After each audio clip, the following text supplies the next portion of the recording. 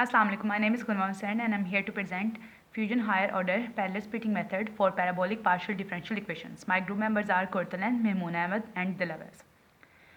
First of all, we are discuss abstract. A family of numerical method based upon a rational approximation to the matrix expansion function was developed for solving the parabolic partial differential equations.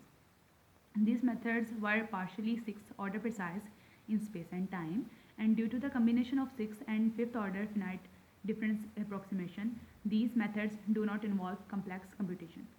In this method, the second order partial derivatives were approximated by sixth order finite difference approximation. Parallel algorithms were developed and tested on 1, 2, and 3 dimensional heat equation and with constant coefficients and subjected to homogeneous boundary conditions and time-dependent boundary conditions. It was observed that the results obtained through these methods were highly accurate and can be easily coded on serial and parallel computers. Keywords. First है हमारे पास heat equation. It is a partial differential equation, solution of which gives the distribution of temperature in a region as a function of space and time. First dimension heat equation, U of t is equal to alpha square uxx, 0 is less than x and less than L and t is greater than 0. Second dimension heat equation है हमारे पास u of t is equal to alpha square uxx plus u of yy, and third dimension में हमारे पास u of zz भी involve हो जाएगा. Next हमारे पास method of lines. Method of lines में हम यूज़ करते हैं क्योंकि ये parallel parabolic partial differential equation को कन्वर्ट करता है into ordinary partial differential equations में. उसके बाद हमारे पास higher order partial differential approximation.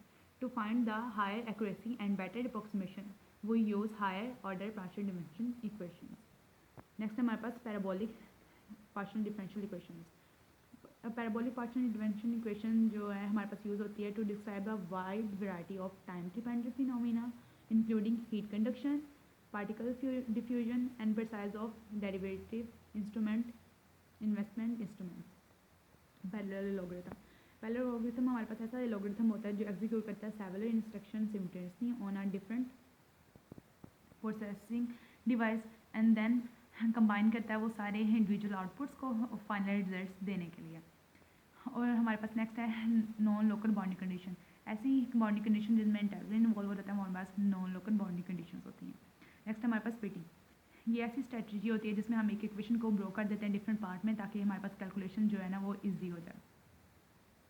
Next है हमारे पास parallel splitting method.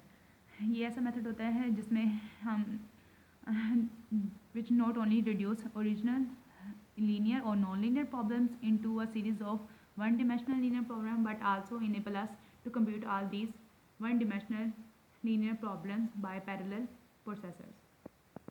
Now we are moving toward introduction. The main idea behind the finite difference method for obtaining the approximate solution of a given PDE is to approximate the derivatives appearing in the equation by a set of values of the functions at a selected number of points. इधर हम Taylor series approximation use करते हैं and truncation error की वजह से जो finite modified equivalent equation होती हैं उसमें जो डोमिनेंट एरर्स टर्म्स होती हैं उनको एलिमिनेट कर देते हैं, जिसकी वजह से ये जो मेथड है वो ज़्यादा एक्यूरेट हो जाता है. हायर डिमेंशन पैराबोलिक इनिशियल और बाउंड्री कंडीशन को और भी बहुत से ऑथर्स ने स्टडी किया. नेक्स्ट हमारे पास one way of solving parabolic partial differential equation is method of lines.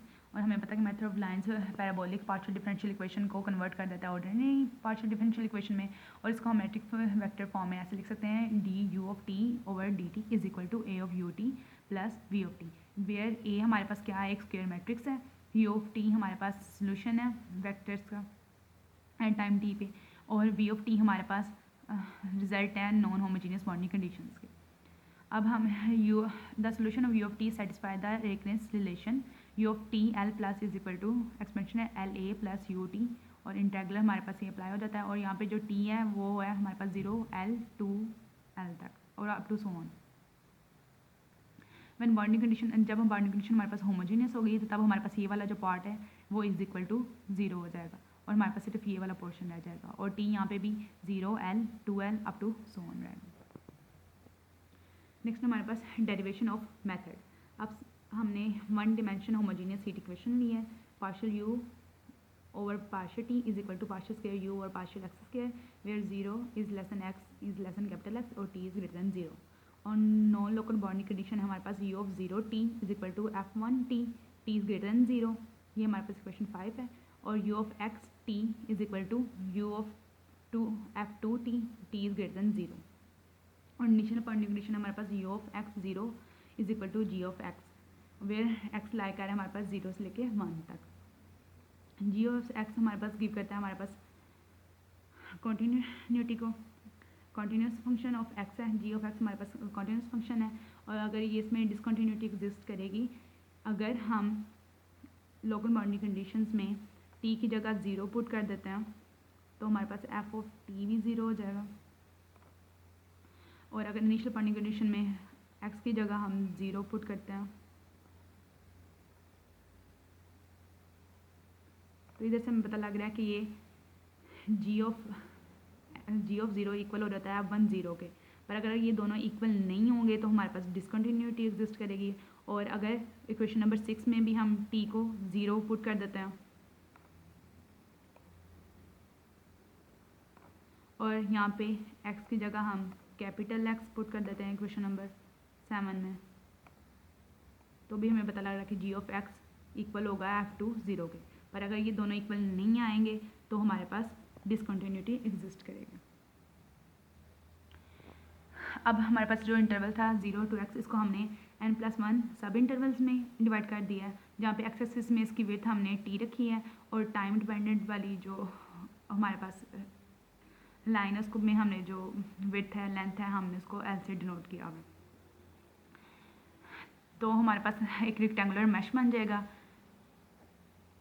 जो यहाँ पे हमने एक्सप्लेन किया हुआ है. यहाँ पे एक्स एक्सिस पे हमारे पास पॉइंट 0 से लेके हम अप टू MH तक जाएंगे और टी वाली एक्सिस पे हमारे पास जो टेम्परेचर है वो 0 से लेके अप टू NL तक जाएगा.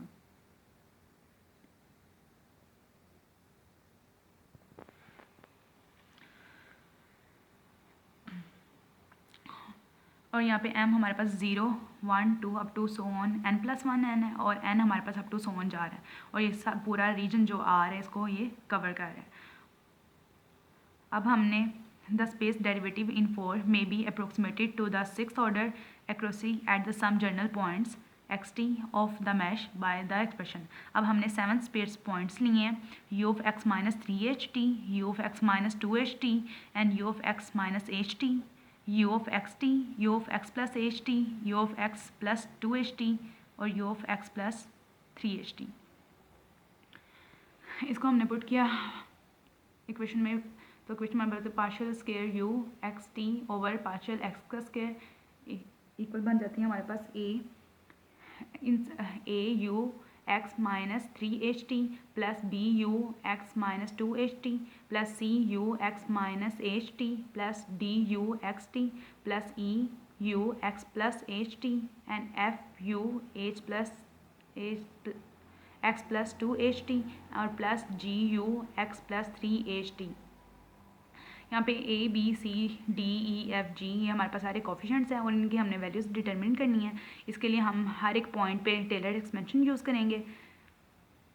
फर्स्ट हमारे पास has it is, then 3h u prime X T, then 3 का स्क्वायर ओवर 2 फैक्टोरियल, 3 का स्क्वायर हमारे पास 9 होता है, h स्क्वायर और डबल डेरिवेटिव u का, देन हमारे पास 3 की क्यूब लेंगे और 3 की क्यूब हमारे पास 27 होती है और नीचे 3 फैक्टोरियल h3 अप टू उसका भी 3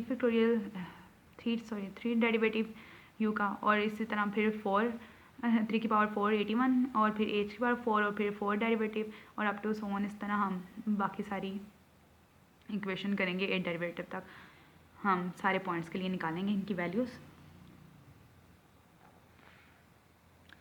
इन सब की वैल्यूज़ लेने के साथ पे टेलर एक्सपेंशन लगाने के बाद अब हम इन सारी वैल्यूज़ को जो इक्वेशन हमारे पास स्टैटिक थी उसमें हम पुट करेंगे और सबको कंपेयर कर देंगे. अब हमारे पास लेफ़्ट हैंड साइड पे सिर्फ u का डबल डेरिवेटिव है, इसलिए हमारे पास ये जो ये वाली इक्वेशन है ये रह जाएगी, बाकी सारी जो इक्वेशंस है वो 0 हो जाएगी.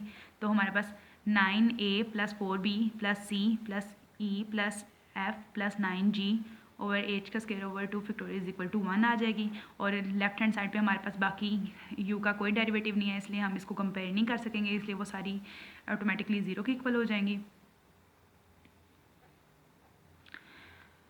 फिर हमें इनको सबको कंपेयर करने से हमारे पास जो वैल्यूज़ हो जाती हैं सारे कोफिशिएंट्स की, और उन सारी वैल्यूज़ को हम इक्वेशन में पुट करते हैं तो हमारे पास ये इक्वेशन बन जाती है u double derivative X T is equal to 1/180 H का square 2u X minus 3h t minus 27u X minus 2h t plus 270u X minus h t minus 490u X t plus 270u X plus h t minus 27u X plus 2h t plus 2u X plus 3h t minus 6 divided by 560 partial 8u और partial x 8xt plus order of 7 8 7 and next portion is described by Kurtanam.